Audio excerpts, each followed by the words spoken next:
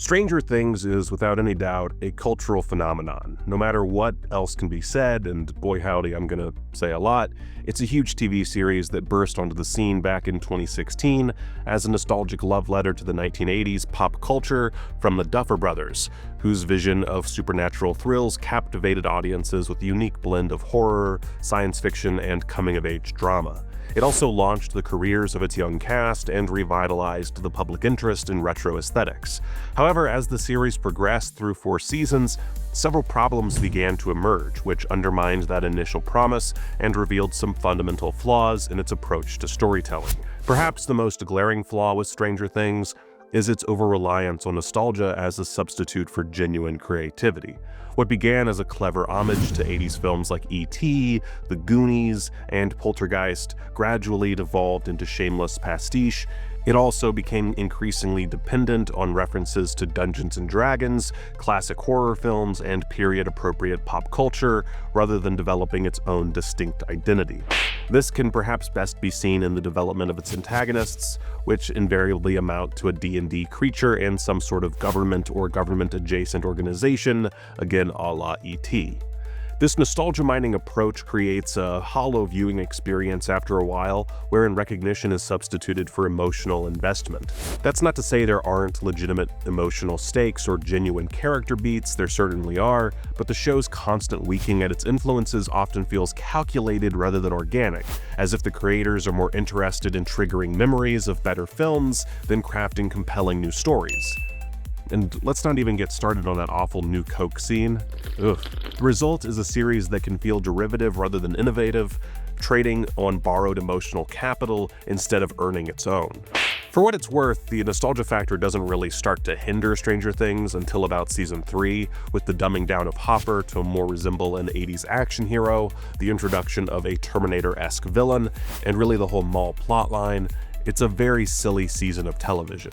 One of the most frustrating aspects of Stranger Things is its rigid adherence to a formulaic plot structure, which grows more tiresome with each season. At least, that's the case for the first 4 seasons. We'll certainly see how things turn out in season 5. Up until now, every season follows essentially the same pattern. A supernatural threat emerges from the upside down, the group splits up to tackle different aspects of the problem, characters make increasingly questionable decisions, and everything culminates in a finale that supposedly resolves the threat while setting up the next season's villain. And at the very least, the latter part of this formula should be donezo for season 5.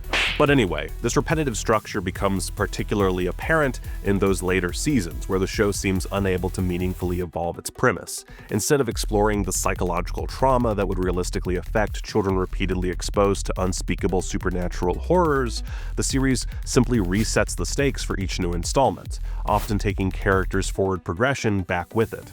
The Upside Down, initially a mysterious and terrifying parallel dimension, becomes a mundane plot device that can conveniently produce whatever monster the story requires. Of course, having said all that, it is part of the charm. We as the audience want to see more of the Upside Down, more of the creatures that inhabit it, and more of the backstory for what we've seen thus far. I want some more. This is what led to the reveal of Vecna in season 4. A baddie who embodies all of those audience needs, but who in doing so simplifies the world, and in the end amounts to yet another villain based in the Upside Down, albeit one with human origins and with far more control over the happenings in Stranger Things than previous monsters. Previous monsters, by the way, which were also just Vecna in disguise, I guess? Yeah, he raises more questions than I'd like to think about, but whatever, he looks badass, it's cool. The aforementioned plot structure is made all the worse by the show's focus on spectacle as the seasons continue forward. There's an inherent need to go big or go home with Stranger Things, as seen in Season 2's Mind Flayer and the Demogorgon dog things, Season 3's big Russian underground base plot, and Season 4's whole plot, really. That thing's just a big old beast of a season, and that's both a positive and a negative.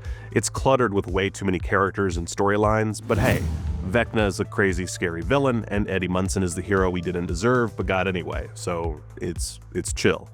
What's important to remember about Stranger Things is that it was never meant to be an ongoing show.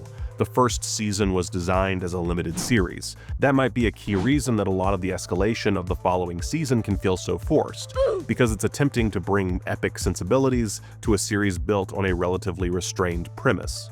Season 2 showcases an early example of escalation in the Lost Sister episode, in which Eleven takes a little side quest to meet the least exciting characters the show has to offer, a group of young criminals made up of other numbers from the experiments that created Eleven.